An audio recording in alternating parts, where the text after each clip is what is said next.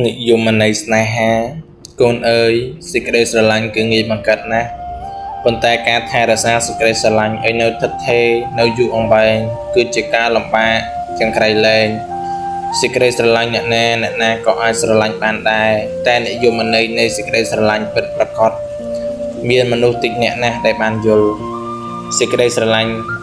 យើងអាចនិយាយចេញមកបានដោយងាយតាមពាក្យសម្ដីថ្លាថ្លែងវិចារតែភាពស្មោះស្ម័គ្រចំពោះស្នេហា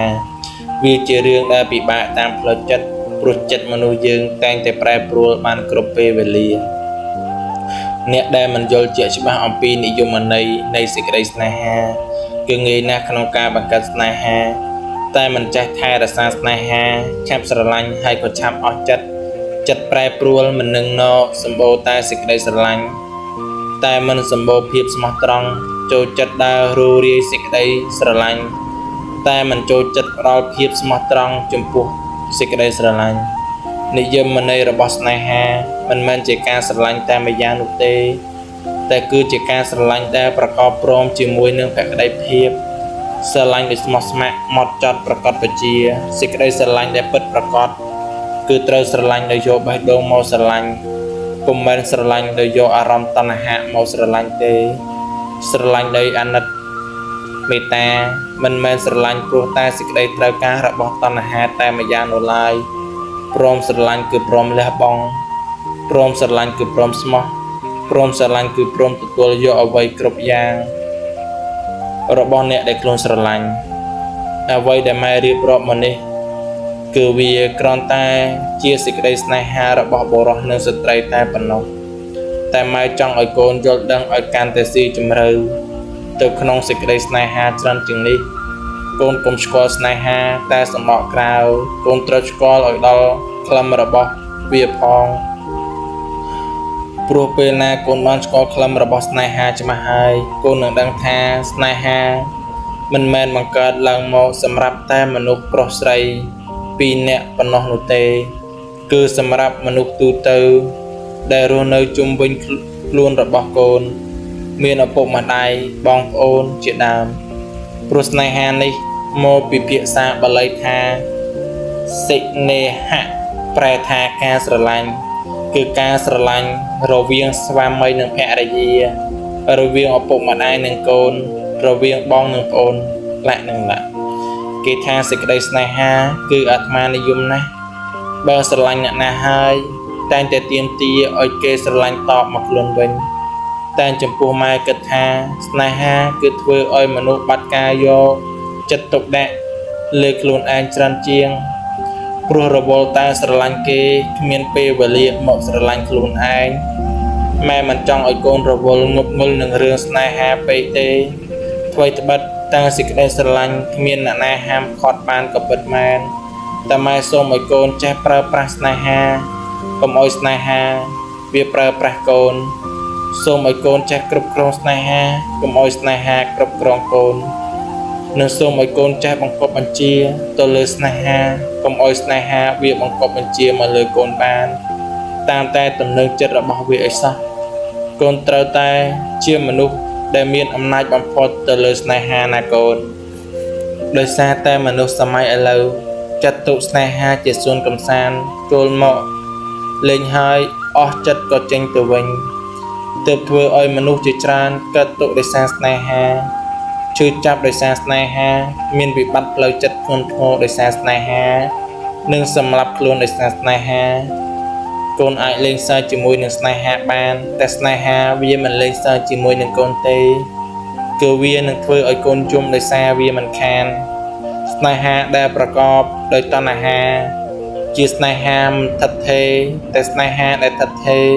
គឺស្នេហាដែលប្រកបដោយមេត្តាស្នេហាភ្លើងចម្បាំងដុតឆាប់ឆេះសន្ធោសន្ធៅរោរៀលខ្លាំងហើយក៏ឆាប់រលត់ដូចគ្នាស្នេហាដើមអំពៅផ្អែមឆ្ងាញ់តែពីគល់ទៅដល់ចុងសាកដូចទឹកទន្លេស្នេហាដែលងាយស្រឡាញ់ហើយក៏ងាយស្អប់ងាយផ្ដើមហើយក៏ងាយបញ្ចប់ស្នេហាបែបនេះគេច្រើនតែហៅថាស្នេហារន្ទះបាញ់ម៉ែនឹងអានកំណាព្យខ្លីមួយឲ្យកូនស្ដាប់ពេលកូនស្ដាប់ហើយចូលកូនគិតពិចារណាដោយខ្លួនឯងចោះ ឃើញភ្លាមស្នេហ៍ផ្លែតអេតតាម Facebook ណាត់គ្នាជប់មុខរីទំនប់ស្នេហ៍សាសងអូនបងត្រកងពាកក្បែរថ្នមថ្នាក់ស្មោះថែស្នេហារន្ទះបាញ់កាលគ្រាដំបងឈ្ងុយដូចដងដុតដល់ទីបំផុតចិត្តអស់ស្រឡាញ់ស្នេហ៍ប្រែជាស្អាតស្អាតមិនឆ្ងាញ់ចិត្តធ្លាប់ស្រឡាញ់ប្រែប្រួយនឿយណាយស្នេហ៍បានមួយប្រាវឆាវហើយស្ងាត់ដោយខ្យល់បក់ផាត់រសាត់ទៅឆ្ងាយចិត្តក៏កើតទុករករនរាងកាយដេកយំអត់បាយឡាយតាម Facebook ភាសាស្នេហ៍ងាយសរសេរងាយអានងាយនិយាយតែមិនងាយអនុវត្តកូនកុំស្រឡាញ់គេផ្លេចស្រឡាញ់ខ្លួនឯងកូនអើយសេចក្តីស្នេហាធ្វើឲ្យកូនរីករាយស្នេហាក៏ធ្វើឲ្យកូនសោកសៅស្នេហាធ្វើឲ្យកូនមានសេចក្តីសុខតែស្នេហាក៏ធ្វើឲ្យកូនមានសេចក្តីទុក្ខពិសេសស្នេហាធ្វើឲ្យកូនសើចហើយវាក៏ធ្វើឲ្យកូនយំបានដូចគ្នាអស់ស្នេហ៍អើយស្នេហាអ្នកពិតជាអស្ចារ្យពេកហើយពាក្យតែពីរម៉ាត់សោះមិនដាច់ឡើយក៏ធ្វើឲ្យមនុស្សមួយផែនដីវង្វេងវង្វាន់អស់ដោយសារអ្នកខ្លះព្រោះតែសេចក្តីស្រឡាញ់ដល់ថ្នាក់ហ៊ានប្រហារជីវិតខ្លួនឯងនិងអ្នកដទៃព្រោះតែស្នេហាហ៊ានអាសាច់សម្រក់ឈាមព្រោះតែស្នេហាហ៊ានកសាងកំហុសច្រើនរាប់មិនអស់ព្រោះតែស្នេហាសុខចិត្តធ្វើឲ្យខ្លួនឯងលំបាកវេទនាស្ទើរស្លាប់ស្ទើររស់សេចក្តីស្រឡាញ់គ្មានអ្នកណាហាមឃាត់វាបានទេតែឲ្យមានព្រំដែនក្នុងការស្រឡាញ់ផងកូនត្រូវដឹងថាកូនមានសេចក្តីស្រឡាញ់ច្រើនប៉ុណ្ណាសេចក្តីទុក្ខផ្លុចផ្សាក៏មានច្រើនប៉ុណ្ណោះដែរម្នាក់រវល់តែស្រឡាញ់គេរហូតដល់ភ្លេចស្រឡាញ់ខ្លួនឯងរវល់តែថែរក្សាគេភ្លេចថែរក្សាខ្លួនឯងរវល់តែហួងហែងគេភ្លេចហួងហែងខ្លួនឯងរវល់តែដេកគិតពីគេភ្លេចគិតដល់ខ្លួនឯងស្រឡាញ់អ្នកណាក៏ស្រឡាញ់តែចោះតែកូនត្រូវចេះស្រឡាញ់ខ្លួនឯងផងបាត់បង់ស្នេហាក៏បាត់បង់ទៅចោះកុំឲ្យតែកូនបោះបង់ខ្លួនឯងចោលបើកូនបោះបង់ខ្លួនឯងចោលហើយជីវិតរបស់កូននឹងគ្មានអ្វីទាល់តែសោះកូនកុំធ្វើបាបខ្លួនឯងព្រោះតែស្នេហាកុំបោះបង់គ្រួសារដោយសារអ្នកដទៃកូនត្រូវចេះឲ្យតម្លៃខ្លួនឯងនិងចេះស្រឡាញ់ខ្លួនឯងផងកុំស្រឡាញ់គេរហូតដល់ថ្នាក់ជប់ស្រឡាញ់ខ្លួនឯងអីណាកូនសាកអានកំណាព្យខាងក្រោមនេះ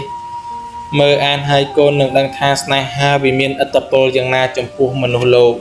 ស្នេហាស្នេហ៍ហឺតកើតក្នុងលោកស្នេហ៍នាំទុកសោបោចនាស្នេហ៍ស្និទ្ធរួមរិទ្ធដិតអរាស្នេហ៍នាំសុកាមិនចេះចប់ស្នេហ៍អូនស្នេហ៍បងចងជាប់ស្អិតស្នេហ៍នាំគេងគិតចិត្តមិនស្ងប់ស្នេហ៍ប្រែស្រឡាញ់ខ្នាញ់ហើយស្អប់ស្នេហ៍ទាំងថ្ងៃយប់ចិត្តជាប់នៅស្នេហ៍ខកបំណងមូលមកចិត្តស្នេហ៍នាំជីវិតគិតសោកសៅស្នេហ៍ស្និទ្ធដិតតាមស្នាមក្រឡៅស្នេហ៍ជាដំបៅដៅដួងចិត្តស្រឡាញ់អ្នកណាក៏ស្រឡាញ់ចោះគឺមិនខុសទេកូនតែក៏បីស្រឡាញ់ខ្លួនឯងផង